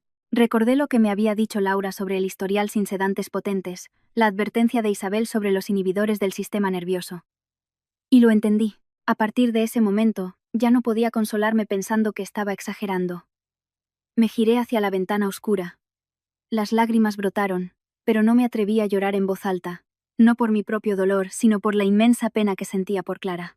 Llevaba 3 años cuidándola con todo mi cariño, y resultaba que alguien podría haber estado hundiéndola más cada vez que intentaba salir a flote. Me mordí el labio hasta hacerme sangre. En la oscuridad de la habitación, el pitido del monitor seguía sonando. Pero para mí, algo más se acababa de romper. Se rompió en silencio, sin que nadie más que yo lo oyera, la fachada de familia decente en la que me había apoyado para sobrevivir a los días más duros. Esa noche, acostada junto a Javier, sentí como si estuviera al lado de un vacío helado. Ya no quería preguntarme por qué. Solo tenía una idea clara en mi mente. Para salvar a Clara, tenía que mantenerme lúcida. Y para enfrentarme a Javier, necesitaba algo que no pudiera negar. Por muy astuto que fuera. A la mañana siguiente, me levanté antes de que sonara el despertador. Apenas había dormido, pero tenía que salir de la cama con una expresión normal. En esta casa, no podía permitirme delatar lo que sabía. Con que Javier viera mis ojos un poco enrojecidos, podría adivinar lo que había presenciado. Fui a la cocina. Puse agua a calentar y preparé el desayuno como todos los días. La señora Carmen, tosiendo levemente, me preguntó: ¿Has dormido bien, hija? Respondí de inmediato, con una sonrisa forzada. Sí, mamá. Más o menos. Estaría cansada. El señor Pascual, como de costumbre, se quedó un rato mirando a Clara antes de sentarse. ¿Alguna novedad con la niña?, preguntó. Negué con la cabeza. No. Papá. Nada nuevo. Lo dije con un nudo en la garganta. Los mayores de esta casa vivían de la esperanza. Y yo tenía en mis manos algo que podía destruirla. Se hablaba en el momento equivocado. Javier desayunó, se cambió y se fue a trabajar. Hoy tengo una reunión temprano. Seguramente volveré tarde. Vigila bien a Clara. ¿Vale?, dijo. Asentí, llamándole por su nombre como siempre. Pero la palabra Javier me pesaba como una piedra. Hay personas que, en una sola noche, cambian de color para siempre a tus ojos. Esperé a que saliera para poder soltar el aire. Fui al dormitorio, cerré la puerta con llave y llamé a Isabel. Cogió el teléfono al instante, como si supiera que iba a llamar. Sofía. ¿Qué ha pasado? Le conté, en voz baja, solo los hechos. Que había visto con mis propios ojos a Javier inyectar un medicamento escondido en una caja de vitaminas en la vía de Clara. No me extendí ni hablé de mis sentimientos. Sabía que, en asuntos de vida o muerte, las emociones solo confunden. Isabel guardó silencio un momento. Y luego dijo con firmeza: entonces ya no es una sospecha. Pero escúchame bien. No te enfrentes a él sola. Necesitas que un médico revise el historial, te explique los riesgos profesionales y luego pienses en el siguiente paso. El médico del que me hablaste ayer. ¿Podría verlo hoy?, pregunté. Sí, ahora mismo le llamo, respondió Isabel. Prepara todo lo que puedas llevar. El historial de tratamiento de Clara. La foto de la etiqueta del medicamento. Una foto de la vía si puedes. Si no, describe con detalle la ubicación, el tipo de vía y el momento. Reuní todo como si me preparara para un examen. Fotografía a escondidas las páginas más importantes del historial de Clara para no tener que llevarme el original y levantar sospechas. La foto de la etiqueta ya la tenía. No me había atrevido a fotografiar la vía por miedo a que el sonido del móvil despertara a Javier, así que memoricé en qué punto estaba la conexión, dónde había inyectado el líquido y cómo lo había hecho. Anoté los puntos clave en un papelito, y me lo guardé en la cartera, como hacen las mujeres que temen olvidar algo. Por la tarde, le dije a la señora Carmen: mamá, voy a salir un momento a comprar unas cosas y a preguntar por unos medicamentos para Clara. ¿Puedes quedarte con ella un ratito? La señora Carmen asintió de inmediato. Claro, hija, ve tranquila. La miré con una mezcla de pena y compasión. No sabía que no iba a consultar sobre medicamentos, sino a confirmar algo que podría destrozarla. Isabel me citó en una pequeña clínica privada, limpia y tranquila. Llegué pronto y esperé, con las manos entrelazadas. Me sentía como si estuviera a las puertas de un tribunal. La diferencia era que no tenía una sentencia, solo un presentimiento y una noche de testimonio. Poco después, Isabel me llevó a la consulta del doctor Torres. Era un hombre de unos 50 años. Delgado, de mirada aguda pero voz calmada. No era el típico médico de película que sentencia con cada palabra. Miró el historial, las fotos y me hizo preguntas detalladas. ¿Cuánto tiempo lleva la paciente así? 3 años. ¿Se le hacen revisiones periódicas? Sí, la familia sigue la pauta de mantenimiento. ¿Quién le proporciona esta medicación? Me detuve un instante y respondí vagamente. Normalmente, mi marido se encarga de todo. El doctor Torres observó la foto de la etiqueta del medicamento durante un buen rato. No intentó asustarme. Solo me explicó con claridad. Este es un sedante potente. Si se usa bajo indicación, durante el tiempo adecuado y con supervisión, puede ser necesario en ciertas situaciones. Pero en un paciente que busca recuperar la consciencia, su uso repetido fuera de la pauta puede reducir la respuesta neurológica. En otras palabras, le dificultaría mucho despertar. Mi voz sonó ronca al preguntar: ¿y si un familiar se lo inyecta por su cuenta a través de la vía? El doctor me miró directamente, sin rodeos. Es muy peligroso. Peligroso a nivel fisiológico, ético y legal. En un paciente indefenso, cualquier intervención farmacológica fuera de la prescripción médica es un riesgo extremo. Si hay pruebas de que esto está ocurriendo de forma repetida, hay que detenerlo de inmediato y llevar a la paciente a un centro médico para una evaluación completa. Al oír la palabra legal, sentí un peso en el pecho. No quería que mi vida se convirtiera en un caso judicial. Solo quería que Clara viviera de verdad. Pero entendí que hay asuntos que, cuando cruzan la línea de la vida y la muerte, no se pueden resolver de puertas para adentro. El doctor Torres continuó, con la misma calma. No puedo sacar conclusiones que corresponden a una investigación, como comprenderá, pero, desde el punto de vista médico, si realmente se está administrando un sedante potente de forma prolongada y sin prescripción, es totalmente posible que se esté obstaculizando la recuperación de la consciencia. Y si la paciente muestra signos de respuesta y se la vuelve a sedar repetidamente, es algo muy alarmante. Agaché la cabeza, con los oídos zumbando. Cada palabra del médico era un clavo más en el ataúd de mis miedos. No lo había imaginado. Lo de anoche no fue una pesadilla, fue real. Isabel me puso la mano en el hombro y susurró. Sofía. Tranquila. Con la opinión de un médico. Ya tenemos una base, pero el siguiente paso tiene que ser inteligente. Necesitas pruebas sólidas, porque si no, lo negará todo. ¿Cómo iba a conseguir pruebas si el culpable era mi marido, el hombre que dormía a mi lado cada noche? El doctor Torres me dio algunas indicaciones más. Si puede, intente documentar el uso de ese medicamento. Y esté atenta a cualquier signo en clara para llevarla al hospital si fuera necesario. Habló despacio, con claridad, como quien da instrucciones a alguien que camina en la oscuridad. Le di las gracias al doctor y a Isabel.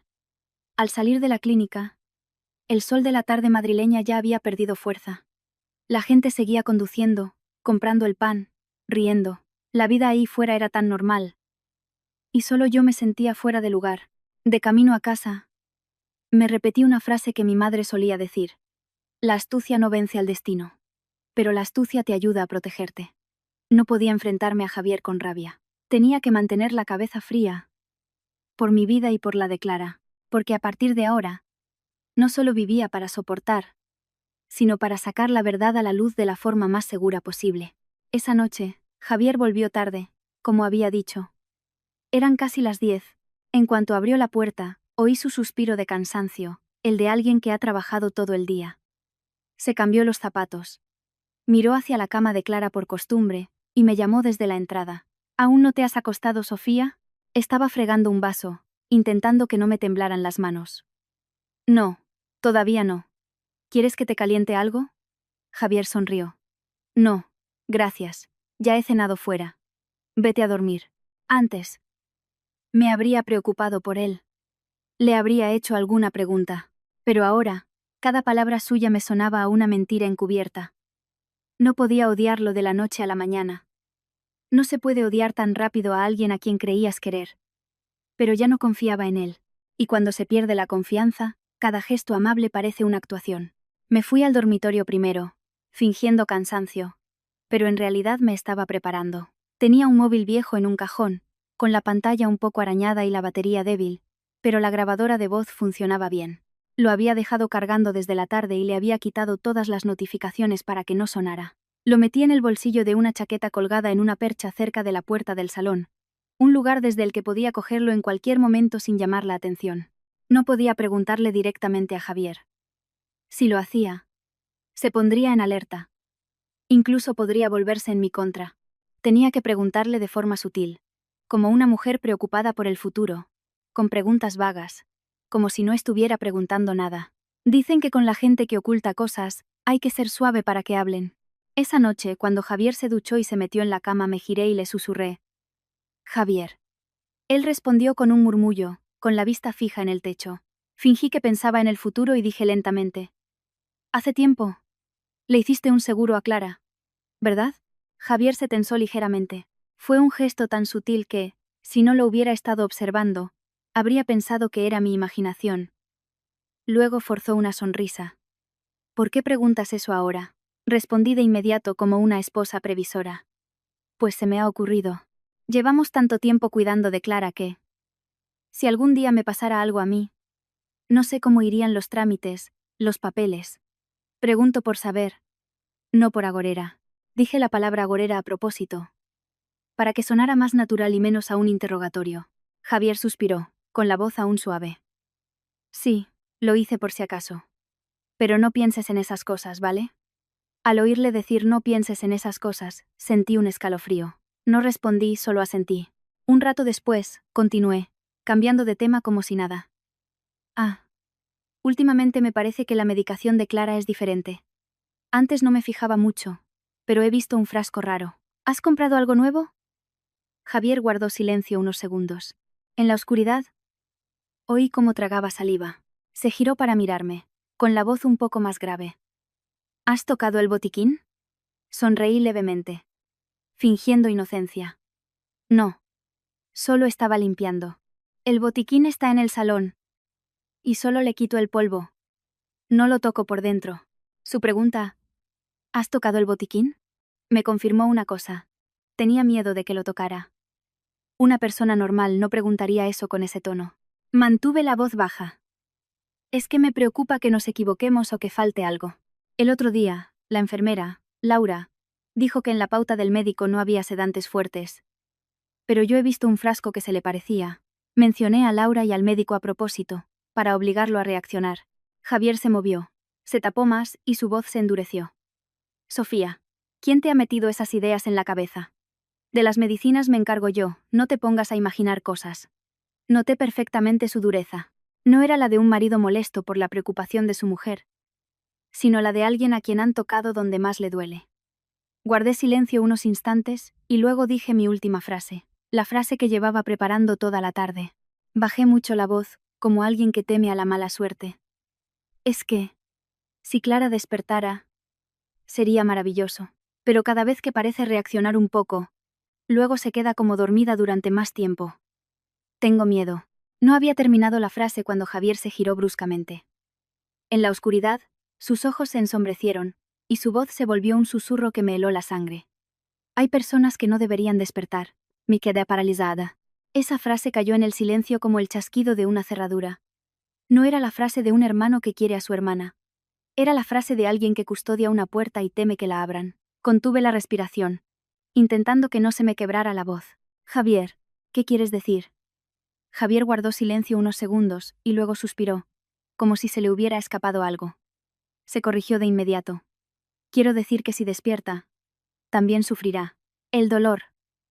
La rehabilitación. Los gastos. ¿Entiendes? Ya hemos sufrido bastante. Intentó arreglarlo, pero yo sabía que lo que se le había escapado era la verdad. No deberían despertar. No por el sufrimiento, sino porque tenía miedo. Me giré hacia la pared, fingiendo que me dormía. En mi cabeza solo había una frase. Lo he grabado. Tenía algo que no podría negar diciendo que era mi imaginación. Metí la mano sigilosamente en el bolsillo de la chaqueta colgada junto a la cama y pulsé el botón de grabación del móvil viejo. El corazón me latía con la fuerza de un tambor. Mantuve la respiración para que Javier no sospechara. Por suerte, estaba molesto y no se fijó en lo que hacía. Un rato después, se dio la vuelta y, con la voz más suave, como si quisiera volver a la normalidad, dijo: «Duérmete, cariño. No pienses más». Asentí en voz muy baja. Esa noche no lloré. Las lágrimas se me habían congelado. Me quedé mirando la oscuridad, sintiendo que acababa de poner la primera piedra para salvar a Clara, pero que también había entrado en el camino más peligroso de mi vida. Porque cuando alguien dice la verdad en un momento de ira, es capaz de cualquier cosa para silenciar a quien la ha oído. Al día siguiente, viví como si caminara sobre una fina capa de hielo. Por fuera, seguía siendo la misma Sofía amable. Limpiaba, cocinaba, y respondía a mi suegra con respeto. Pero por dentro iba atando cada nudo con fuerza, como si preparara un saco que solo abriría en el momento adecuado. No le hice más preguntas a Javier. Primero, porque ya tenía su frase grabada. Y segundo, porque hablar de más era arriesgarme a que me descubriera, y no podía permitírmelo. Aún tenía que vivir bajo el mismo techo que él. Por la tarde, mientras la señora Carmen descansaba, y el señor Pascual tomaba el aire en el balcón, Javier se duchó y se puso a ver las noticias. Yo entré sigilosamente en el dormitorio. Abrí el fondo de la maleta y saqué el joyero donde había escondido el USB. También cogí el móvil viejo y comprobé la grabación. Hay personas que no deberían despertar. La voz de Javier seguía siendo clara y fría. Se me erizó la piel. Volví a mirar las fotos del contrato de seguro. Su nombre como beneficiario seguía ahí, como una bofetada. Lo miré durante un buen rato, y sentí un sabor amargo en la boca. Toda la familia se desvivía por Clara. ¿Y él? Él se preparaba una salida a costa de la vida de su hermana. No pensaba montar una escena a plena luz del día. De día estaban mis suegros, había ruido, vecinos, y demasiadas cosas que podían complicarse si estallaba todo demasiado pronto. Tenía que pillarlo en una situación en la que no pudiera negarlo. Y lo más importante, tenía que estar en una posición en la que no pudiera darle la vuelta a la tortilla. Al caer la noche, intenté actuar con normalidad. Después de cenar, fregué los platos, limpié y le pregunté a mi suegra si se había tomado la medicación. Javier me miró varias veces, como si intentara leerme la cara, pero yo solo sonreí débilmente. Estoy un poco cansada.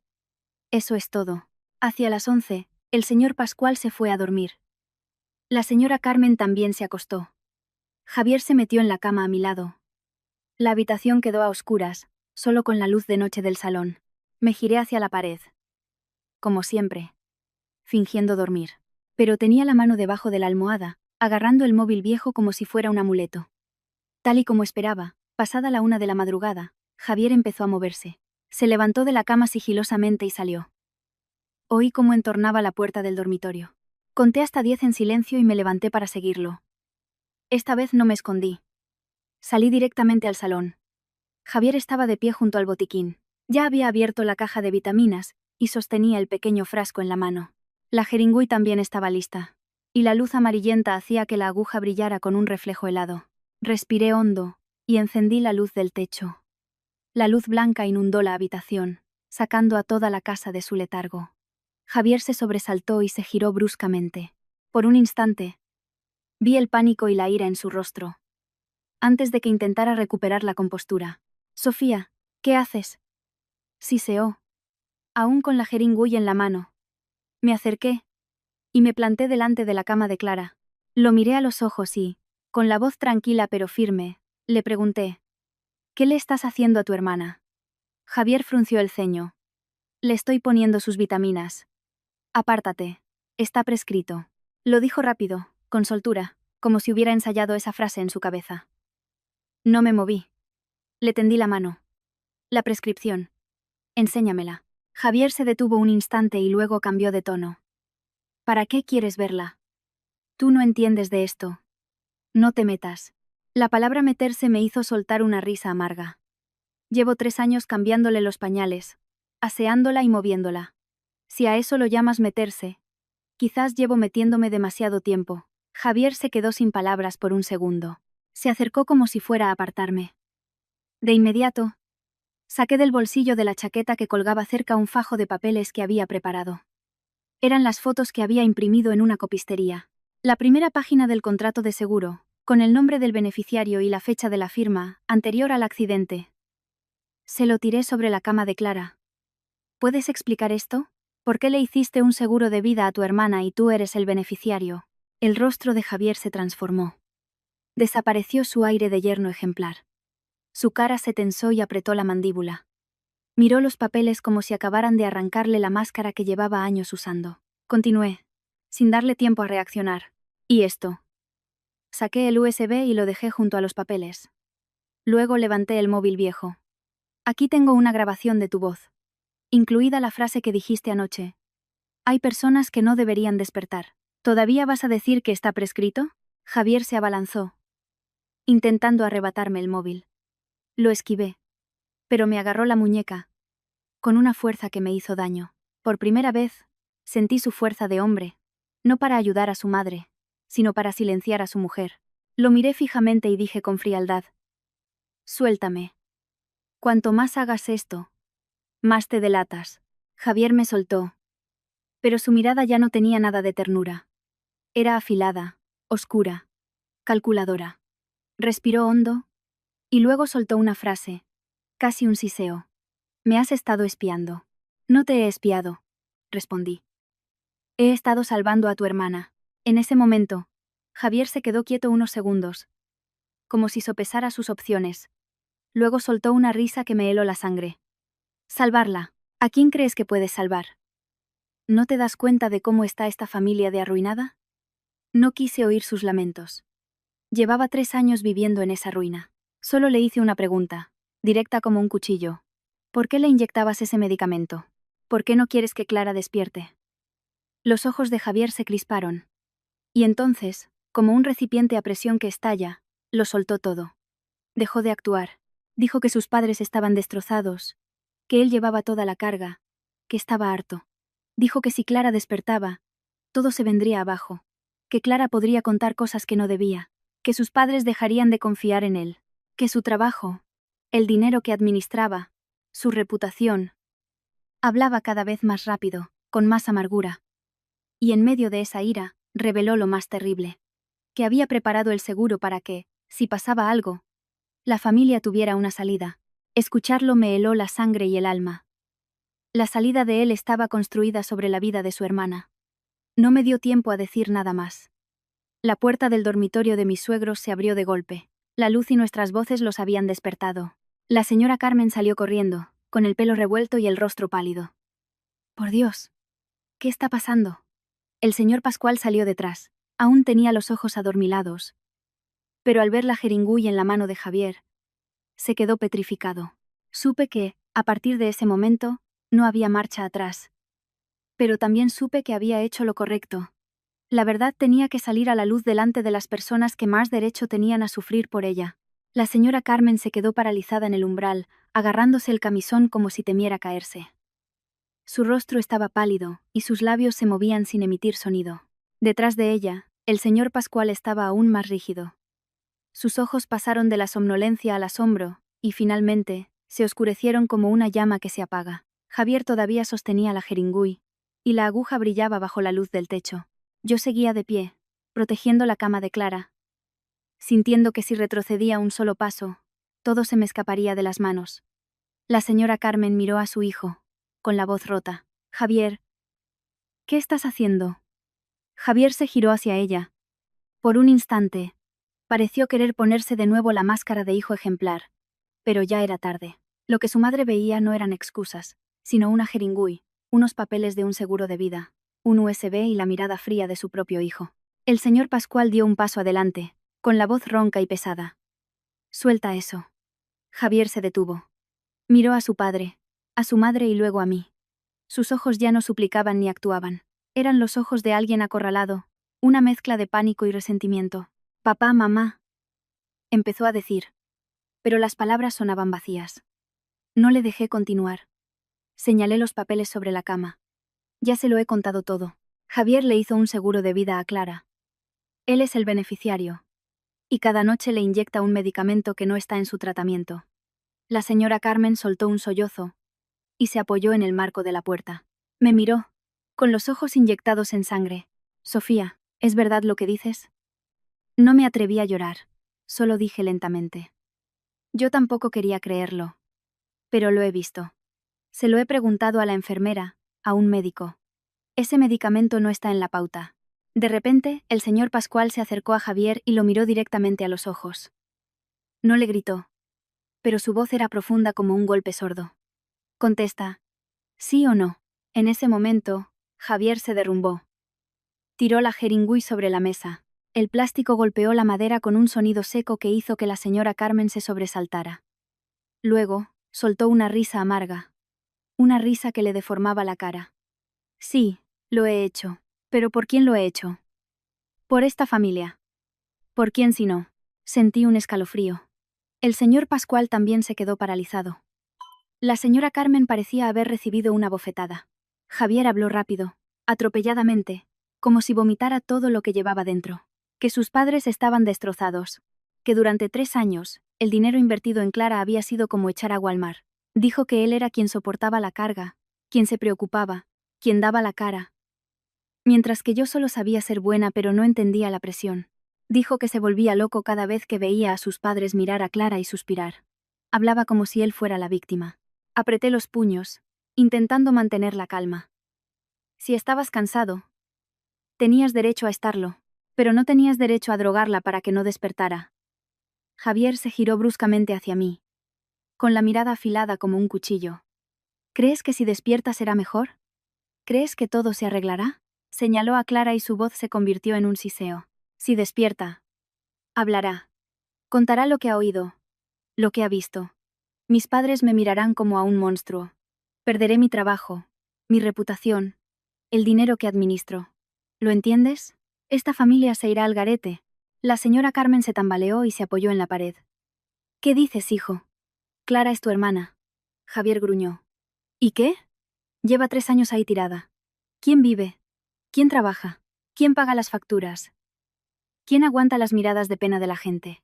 De repente, el señor Pascual levantó la mano. No para pegar, solo para detener la crueldad que salía de la boca de su hijo. Su voz era apenas un susurro. ¿Cómo puedes decir eso? Javier resopló y dijo la frase que me heló la sangre. Hice el seguro para que, si pasaba algo, esta familia tuviera una salida. La señora Carmen gritó y se llevó las manos al pecho. Dios mío, ¿en qué estabas convirtiendo a tu hermana? Javier la miró, con los ojos vacíos. No quería. Pero tenía que estar preparado. No es que necesite el dinero ahora mismo. Pero necesito un final para poder escapar. Además, se detuvo un instante. Me miró de reojo y dijo lo más aterrador en voz muy baja. No debe despertar. Si despierta, estoy acabado. La casa quedó en un silencio sepulcral. El monitor de ritmo cardíaco seguía sonando, como un martillo golpeando mis sienes. El señor Pascual se quedó quieto. Su espalda pareció encorvarse en cuestión de segundos. Un padre que toda su vida había sido estricto, que creía en los principios y en su hijo mayor, ahora tenía que oír a ese mismo hijo hablar de la vida de su hermana como un final. La señora Carmen rompió a llorar. Un llanto desconsolado, como el de una niña. No, ese no es mi hijo.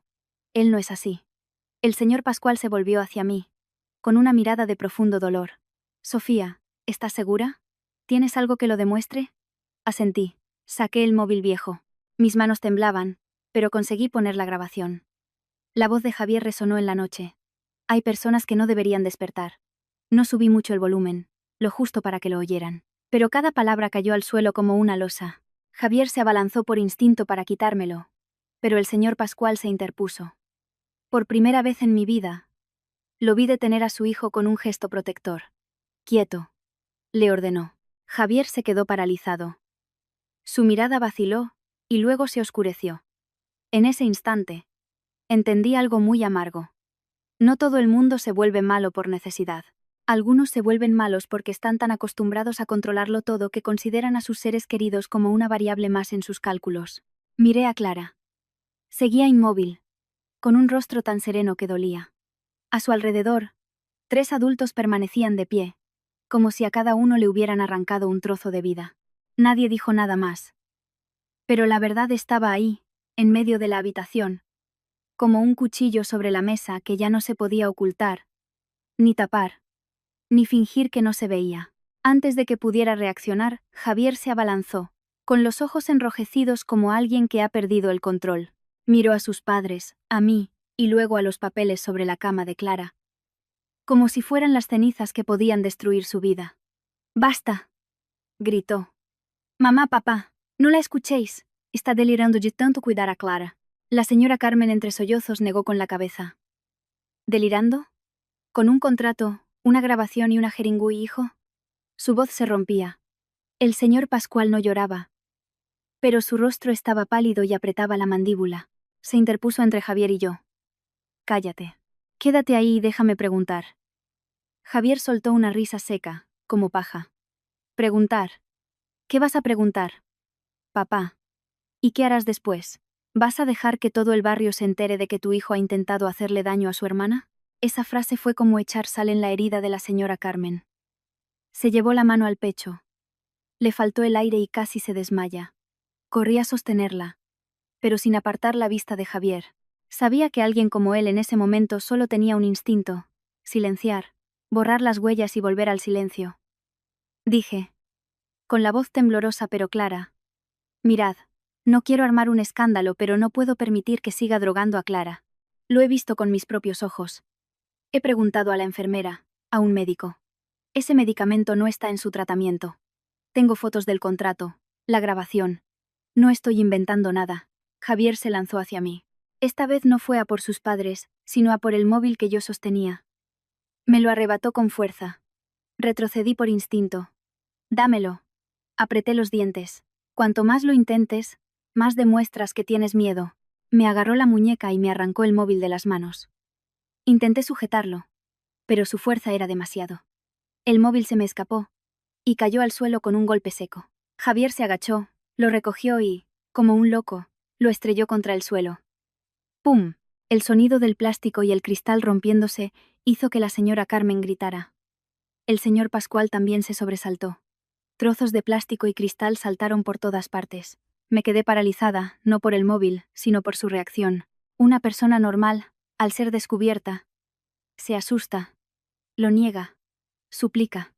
Él eligió destruir la primera prueba que vio. Es el reflejo de alguien acostumbrado a ganar borrando las huellas. Me abalancé, no para pelear, sino para coger el USB que estaba sobre la cama de Clara. Temía que lo destrozara también. Pero en cuanto lo toqué, Javier me empujó con fuerza. Caí hacia atrás y mi cabeza golpeó el borde de un mueble. Un golpe seco. Se me nubló la vista y los oídos me zumbaban. Solo vi a la señora Carmen correr hacia mí, pálida, gritando: «Javier, ¿qué has hecho?» «Hijo», el señor Pascual gritó, con una voz que parecía salirle de las entrañas. «Maldito seas. ¿Es que no eres humano?» Intenté agarrarme a una silla para no caerme. Pero las piernas no me respondían. Sentí algo caliente correr por mi sien. Me llevé la mano y la vi manchada de sangre. A pesar del mareo conseguí decir, con la voz quebrada: «Llamad a la policía. No dejéis que se acerque a Clara». Javier se quedó paralizado un segundo al ver la sangre. Luego, su mirada se oscureció de nuevo, como si en su cabeza solo hubiera una idea. Si esto salía a la luz, estaba perdido. Miró a su alrededor, buscando algo para recuperar el control. Pero el señor Pascual ya no era el padre silencioso. Sacó su móvil. Le temblaban tanto las manos que se equivocó varias veces al marcar. Mientras marcaba, decía entre dientes: «¿Policía? Sí. Ha pasado algo en mi casa. Alguien está manipulando la medicación de un enfermo y ha habido una agresión». La señora Carmen me abrazó, llorando. «Sofía, hija, ¿estás bien? Dios mío, ¿cómo hemos llegado a esto?». Lloraba mientras me presionaba la herida con un paño. Sus manos temblaban sin parar. Oía la respiración agitada de Javier, al señor Pascual hablando con la policía y el pitido del monitor, que seguía sonando como una burla. Poco a poco, todo empezó a alejarse, como si me estuvieran arrastrando a un pozo profundo. Solo tuve tiempo de girar la cabeza para mirar a Clara por última vez. Seguía acostada. No sabía que esa noche su casa se había hecho añicos solo porque ella seguía viva. Mis párpados pesaban. La luz del techo se volvió borrosa. La voz de la señora Carmen llamándome se desvaneció, y me hundí en la oscuridad. Cuando abrí los ojos, el olor a desinfectante me inundó. El techo del hospital era blanco, y mi cabeza estaba vendada, con un dolor sordo y punzante. Giré la vista y vi a la señora Carmen sentada a mi lado, con los ojos hinchados y las manos entrelazadas como si tuviera frío. Detrás de ella estaba el señor Pascual, con la espalda completamente encorvada, ya no recta como antes. Al verme despierta, la señora Carmen rompió a llorar. «Has despertado. Gracias a Dios has despertado». El señor Pascual me miró. Sus labios se movieron, pero tardó un momento en poder hablar. «La policía llegó esa misma noche. Javier está detenido». Cerré los ojos. En mi mente se agolparon las imágenes. La jeringuy, el móvil rompiéndose, el grito de mi suegra y la voz de Javier, fría como el agua de un pozo. No debería despertar. Supe que, a partir de ese momento, el camino no tenía vuelta atrás, pero al menos ya no era un camino en la oscuridad. Acostada en la cama del hospital, con la cabeza vendada, el dolor era una punzada constante. Cada vez que parpadeaba, el olor a desinfectante, agrio y frío, volvía con fuerza. La señora Carmen, sentada al borde de la cama, tenía los ojos hinchados y los labios agrietados de tanto llorar. El señor Pascual, de pie detrás de ella, parecía haberse encogido. Al verlo, entendí lo que significaba que los padres lo den todo por sus hijos, para que luego sean ellos quienes les claven el puñal. Intenté incorporarme. La señora Carmen me ayudó, sollozando. «No te fuires». El médico dijo que fue un golpe fuerte, pero por suerte no es grave. Le tomé la mano y le pregunté despacio: «Mamá, ¿dónde está Clara?». El señor Pascual respondió, con la voz rota: «La policía la ha trasladado a la unidad de neurología para una evaluación completa. Tienen que aclarar lo de los medicamentos y todo lo de Javier». Al oír su nombre, sentí una punzada en el pecho. No lloré. Las lágrimas parecían un lujo. Solo sentí una responsabilidad clara. Si me callaba, Clara volvería a la oscuridad. Y no podía permitirlo. Esa tarde, un agente vino a tomarme declaración. Le conté todo lo que había presenciado y descubierto. Cada fecha. Cada detalle. El contrato de seguro escondido bajo el altar de San Pancracio. El USB con la grabación. La noche que vi a Javier inyectarle el medicamento. Su frase. Hay personas que no deberían despertar. Y la noche que me arrebató el móvil y lo destrozó. Les entregué las fotos del contrato. Las copias que había hecho y el USB. Que había conseguido guardar antes de que todo se descontrolara. También les di la foto de la etiqueta del medicamento. El nombre de la enfermera. Laura. Y el del doctor Torres. Que me había asesorado. El agente escuchó con atención, haciendo preguntas breves, sin juzgar. Pero vi en sus ojos que esto ya no era una pelea de pareja. Era el caso de una paciente indefensa a la que se le había administrado medicación ilegalmente. Ese mismo día, la policía inspeccionó el piso. Levantaron acta y precintaron todo lo relacionado con el caso. El botiquín, la caja de vitaminas, los frascos sospechosos, los papeles del seguro. También revisaron el historial de compra de medicamentos y los pagos de las primas. El señor Pascual firmó el acta como familiar. Le temblaban tanto las manos que me dolió solo de verlo. No dijo mucho, pero supe que por dentro se estaba desgarrando. Por un lado, el honor de la familia. Por otro, la vida de su hija y la verdad sobre su hijo. A Clara le hicieron un chequeo completo. Los médicos suspendieron todos los medicamentos que no estaban en su pauta y empezaron a monitorizar su ritmo cardíaco, su respiración y su respuesta neurológica de cerca. Los primeros días fueron de una tensión insoportable. La señora Carmen apenas se movía de la puerta de la habitación, rezando en voz baja. El señor Pascual se sentaba en silencio, con los ojos hundidos. De vez en cuando, se giraba y me preguntaba: ¿te duele mucho la cabeza? Yo negaba. El verdadero dolor no estaba en la cabeza, sino en el corazón. Al segundo día, Clara movió ligeramente un dedo. Al tercero, sus párpados temblaron un instante. Para cualquiera, no sería nada. Para nosotros cada pequeño gesto era un hilo que la sacaba del abismo. Yo me quedaba en la puerta, sin atreverme a celebrar, apretando las manos para mantener la calma. Tenía miedo de alegrarme demasiado pronto. Al quinto día, por la mañana, el sol entraba suavemente por la ventana del hospital, dibujando una franja dorada en la sábana. Me acerqué y le tomé la mano a Clara, como había hecho durante 3 años. Su mano seguía fría, pero ya no era una frialdad vacía. Cuando iba a soltarla, sus dedos me apretaron suavemente. Me quedé helada. El corazón me dio un vuelco. «Doctor», grité, con la voz quebrada. La señora Carmen corrió hacia mí, pálida. El señor Pascual también se acercó, con los ojos muy abiertos. El médico y una enfermera entraron y pidieron calma. Yo solo podía mirar a Clara, temiendo que si parpadeaba, todo desaparecería. Esa misma tarde Clara abrió los ojos. No fue como la vez anterior en casa. Los abrió de verdad. Su mirada estaba perdida, confusa, como la de alguien que acaba de despertar de un sueño demasiado largo. Miró a su alrededor, y luego sus ojos se detuvieron en mí. Sus labios temblaron y, con la voz ronca, consiguió decir una palabra apenas audible: «Sofía». Me derrumbé junto a la cama, llorando en silencio. La señora Carmen se desmayó y una enfermera tuvo que ayudarla. El señor Pascual cayó de rodillas al pie de la cama, cubriéndose la cara con las manos. Sus hombros se sacudían. Nunca había visto a un hombre de su edad llorar así, con un dolor tan profundo que le rompía la compostura. Unos días después, cuando Clara estuvo más consciente, los médicos determinaron que podía responder a preguntas cortas. Un agente de la investigación vino a hablar con ella.